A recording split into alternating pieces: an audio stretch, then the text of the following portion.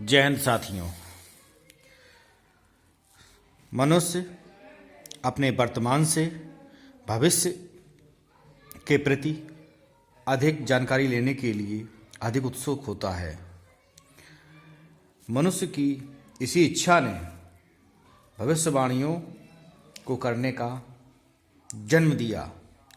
एक ही विषय पर अलग अलग भविष्यवक्ताओं की अलग अलग मत दिए जाते हैं। क्यों? हमें इन बातों पर शोध करना चाहिए ताकि हम भविष्यवक्ताओं के जाल में ना उलझें। इस संसार की सभी घटनाओं के पीछे मस्तिष्क की चुंबकीय आकर्षण क्षमता ही कार्य करती है। मनुष्य अपनी इसी आकर्षण चुंबकीय क्षमता का प्रयोग कर जीवन भर उसका उपयोग करता रहता है। कभी वह सफल होता है, कभी वह असफल होता है। क्यों होता है ऐसा? हम अपनी पिछली वीडियोज़ में हमने मनुष्य की इस आकर्षण चुंबकीय क्षमता के पीछे कईयों वीडियो में काफ़ी जानकारियाँ दी हैं। उनको जानकर, सुनकर, समझकर जो लोग इस भ्रमजाल से निकलना चाहते हैं वह उनका उपयोग कर सकते हैं।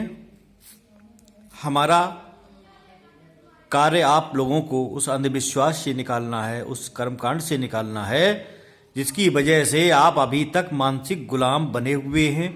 भले ही आप धनी हो गए हों, भले ही आप विदेश में यात्रा कर चुके हों, भले ही आप अपनी ढेर सारी प्रॉपर्टी के साथ में रह रहे हों, इसका कोई मतलब नहीं है, क्योंकि आपकी मानसिकता गुलामी वाली हो चुकी है और आप गुलाम बनने में ही महारत हासिल कर पाए हैं। इसके अलावा हमें तो नहीं लगता है कि आपने देश के को आगे ले जाने के लिए कोई बेहतरीन चीज़ आपने अपने देश को, अपने समाज को, अपनी मानवता को दी हो। साथियों, सत्य और झूठ के विचार मानवीय चुंबकीय आकर्षण क्षमता पर निर्भर हैं, जिसका एक स्वतंत्र महाविज्ञान है जो वर्तमान साइंस से बहुत आगे है। जो एस्ट्रोलॉजर विभिन्न प्रकार के उपाय भी बताते हैं आपको कि आने वाले समय में इस तरह की मुश्किलों का सामना करना पड़ेगा, और आप के लिए उन्होंने बहुत से ऐसे उपाय बता रहे हैं, तो वो सही भी हो सकते हैं और गलत भी हो सकते हैं। उनका कारण क्या है, ऐसा क्यों करते हैं, हमें तो उस चीज़ से मतलब है। उसका एकमात्र कारण होता है कि जो मनुष्य के, जो मानव मस्तिष्क है, उसके मानवीय चुंबकीय आकर्षण शक्ति को बदलने के लिए, यानी कि उसमें कुछ हेर फेर करने के लिए ही वह उपाय बताए जाते हैं। इसके अलावा उनका कोई कारण और कोई प्रयोग नहीं है। कोई भी शक्ति आपको सीधे आके यूनिवर्स से नहीं मिलती। उसको लेने के लिए अपने मस्तिष्क का प्रयोग करना पड़ता है, और बिना इस प्रयोग के किसी को कुछ भी हासिल नहीं होता है। कोई भी कर्मकांड, कोई भी इस तरह का कार्य जो वर्तमान में लोगों द्वारा किया जा रहा है, उससे किसी को क्या मिला है वो तो खुद लोग जानते हैं। और हमारा काम तो यह है कि हम आप लोगों को विज्ञान की इच्छा से और प्रमाणित चीज़ों से आपकी आंखें खोलें। आंखें लोगों की खुल जाएंगी तो ठीक है, नहीं तो हमारा कुछ नहीं जाना है। हमें जिनकी आंखें खोलनी थी उनकी हम खोल रहे हैं और खोलते रहेंगे। साथियों, शब्द कड़वे होते हैं,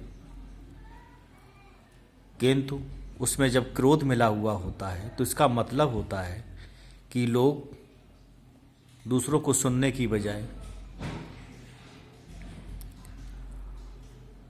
उन भ्रमजाल में पड़ चुके हैं जो सत्य को नहीं स्वीकारना चाहते, वह उसी में रहना चाहते हैं।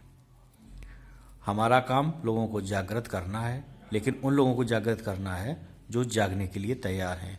उन लोगों के लिए हम कभी भी कोई प्रयास नहीं करते हैं जो समाज में बुरे हैं, दूसरों से ईर्ष्या रखते हैं, अहंकारी हैं। हम उनके सर्वनाश के लिए ही हमेशा प्रार्थना करते हैं। धन्यवाद।